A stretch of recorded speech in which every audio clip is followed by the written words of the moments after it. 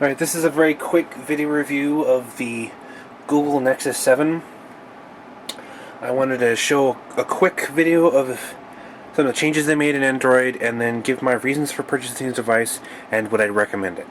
So one of the biggest changes that they're very proud of is the smoother interface. And if you know, I don't know if you can see this very well, but this one actually is rather laggy when it comes to navigating the menus, especially the first time, and this is the first time. This device has just rebooted. And then we'll compare it to this device, which has just rebooted too, and it's still smooth.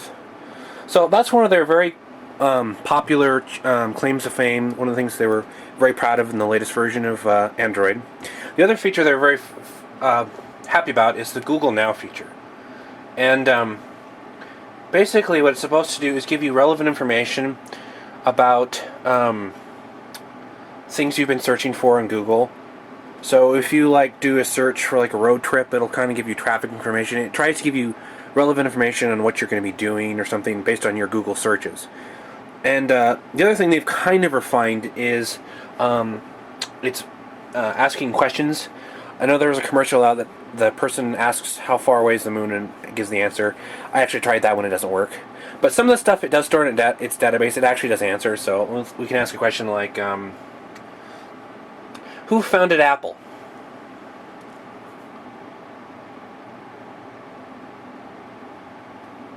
And of course I have the sound muted. Let's try that again. Who founded Apple? Apple Inc. was founded by Ronald Wayne, Steve Wozniak, and others. So there's just a quick feature review of Jelly Bean. This tablet does feature the NVIDIA Tegra 3. I believe it's at 1.2 gigahertz, 1 gig RAM. There's either an 8 or a 16 gig ROM. This particular model has the 16.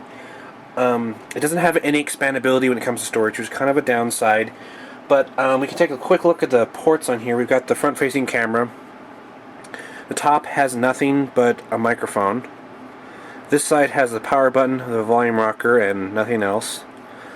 The bottom has the headphone jack and the charging port. And then on this side there's another microphone and there's another header, which I believe is supposedly for a dock. The back has the single speaker, which is really good. And this is not mentioned, but it does have NFC, or near field communication, which is for RFID tags and whatnot. And it's right in this zone. There's actually a little guide for it, shows you that's right in this zone on the Google Nexus. So my other reason why I wanted to make this video was I wanted to comment on the reasons why I bought this particular device. And as you can see, this is the ASUS Transformer Prime Infinity. And it is a better device, it has more memory, has expandability. And the reasons why I bought the Google Nexus is I wanted a smaller and cheaper device. And there's a lot of downsides to Google Nexus. Like I said, it doesn't have the SD or expandable storage. You don't have the micro SD, which is a very big downside if you like to store a lot of music and whatnot. I have music on both the devices. I have plenty on both of them, so I don't really need that. But if you want to watch video, that's where you're really going to get will have problems with, because this device does not have room for any video, especially without its lack of expandability. It also has no micro HDMI or mini HDMI out, so you have no video output if you want to put it on a larger screen. It also has no rear-facing camera, which is another major downside to this particular device, which most Android devices have. However, the upsides, in my opinion, outweigh the downsides. And if you're just looking for an experience to get into Google and try the Android operating system, I think this device is a very well-rounded device. When it comes to performance, this device is as good as my ASUS Transformer Prime Infinity, if not better. A lot of it is probably because it's running Jelly Bean as opposed to Ice Cream Sandwich. The UI is very fluid on this. It's got the latest NVIDIA Tegra 3 processor, so 3D gaming is not a problem if you for some odd reason decide you want a 3D game. So it's got really good performance. The screen is remarkable in this thing. It looks really good. There is one other big downside that I'd like to mention, and this is, you notice most Android devices will rotate. The way they set this one up is the home screen and the lock screen and anything associated with it will not rotate. There is an unlocking app which allows you to rotate it, but you have to pay money for it. So I think that is kind of another downside, because I think some of the nice features of it is you can use it at any angle. So as you can see in the lock screen, nope, it won't do it. In the app screen, it won't do it.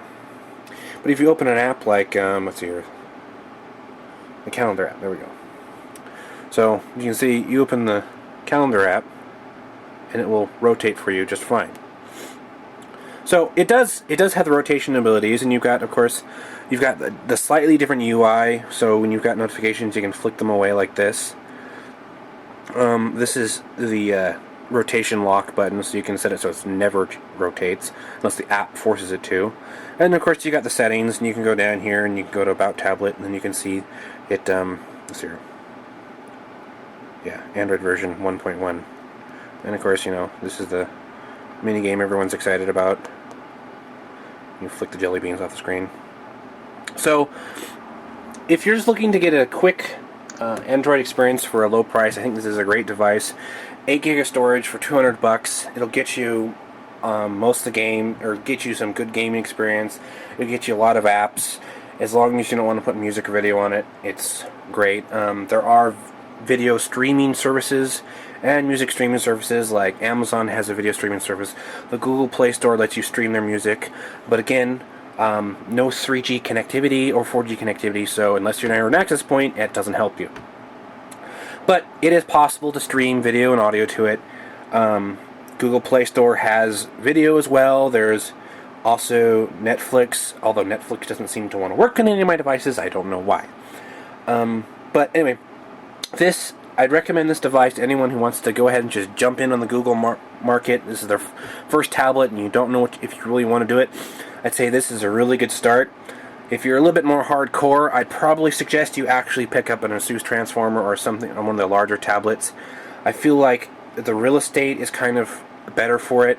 I feel like the interface is a little bit easier to operate on a 10-inch tablet, and I feel it's a little bit more comfortable when you're trying to read magazines and watch videos and whatnot.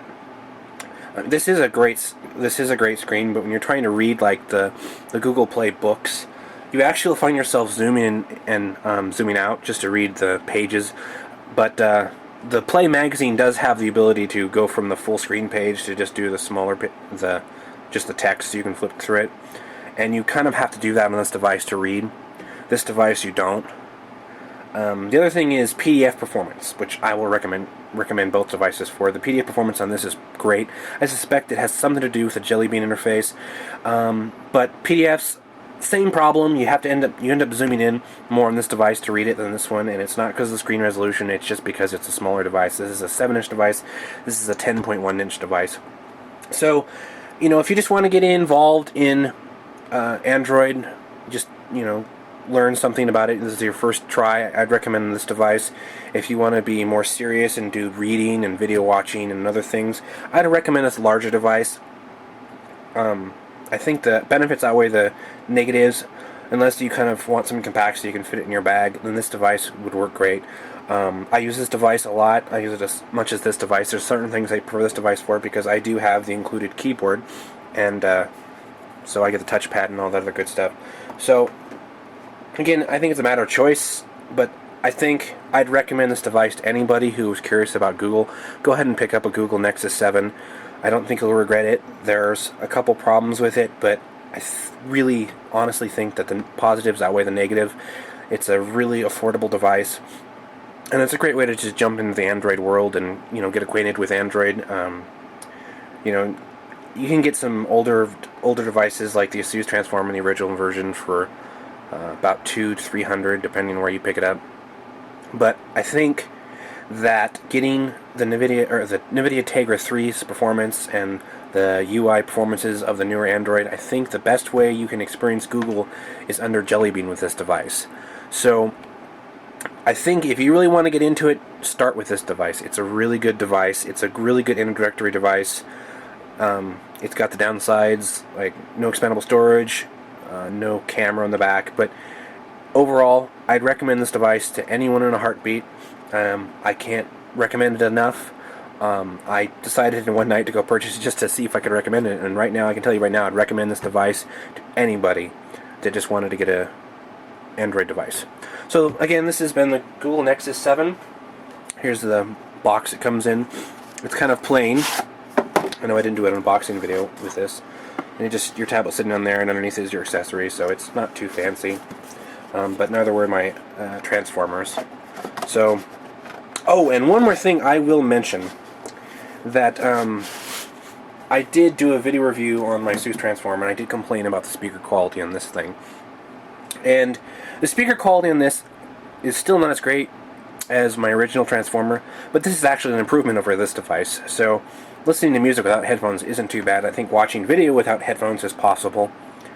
But again, I'd still lug around a pair of headphones just to be on the safe side. It's great for video. I tried a little bit for video conferencing. It works pretty good for video conferencing. It's a little bit cumbersome because of the integrated mic, and the device wants to be like this, so it's kind of weird because most devices are broadcasting widescreen and you're broadcasting portrait instead of landscape. So that is one little funny thing. But this device, Google Nexus 7, great device. I'd recommend to pick one up. I would even suggest maybe if you have a 10-inch device and you just want something else to lug around you every once in a while, I'd recommend the Google Nexus 7 as well. It's still a great device. Even side by side with this device, it's still usable. There's still reasons why you'd probably pull it out of your pocket and use it. Not to mention some of the older devices, the other 10-inch tablets. I know a lot of the other companies. ASUS is the only one that I know of so far that has announced the fact that they are releasing Jelly Bean for most of their line. So, if you just want to, buy something cheap to try out Jelly Bean, I'd even recommend it to Android users that just want to get a cheap device to try out Jelly Bean. See interface improvements, because I know some of the other companies are still running Honeycomb. There's a few of them have pushed out updates to Ice Cream Sandwich. I don't know if any of them are in the process of upgrading it or not. I know ASUS is. I only have ASUS tablets. So again, Google Nexus 7, go ahead and pick one up if you're interested. If you have any questions or comments, leave them in the comment section. I'll try and keep up with the device or the comment sections for about 2 months and try and post any questions. If you have any requests, if there's another request or something, I'll try and make a video to show something off. Anyway, thank you for watching.